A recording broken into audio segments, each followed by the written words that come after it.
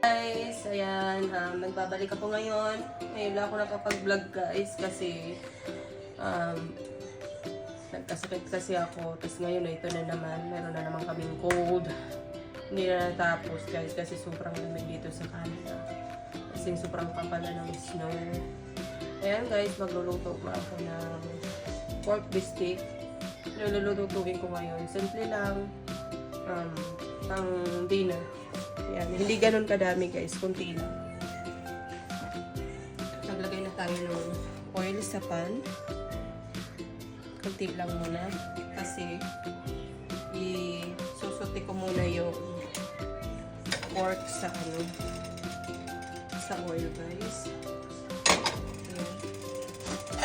Actually guys, ito ay dito ko binabad sa aking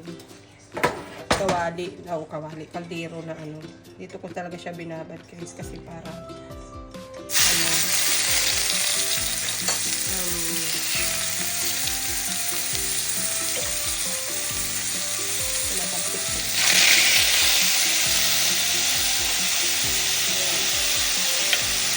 bago ako magigisa na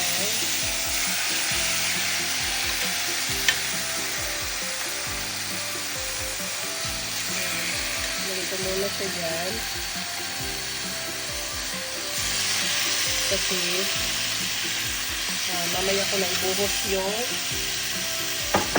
sabaw niya guys. Yan.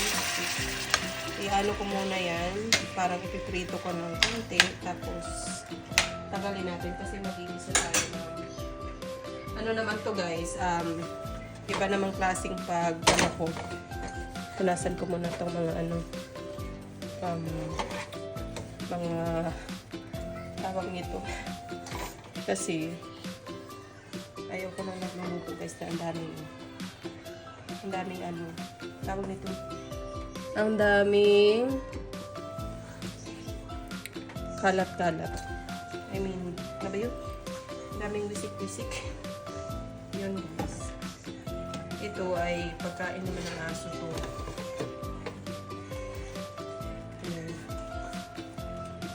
Pagkain ng aso to. Ilagay ko muna dito. Punasan ko siya guys.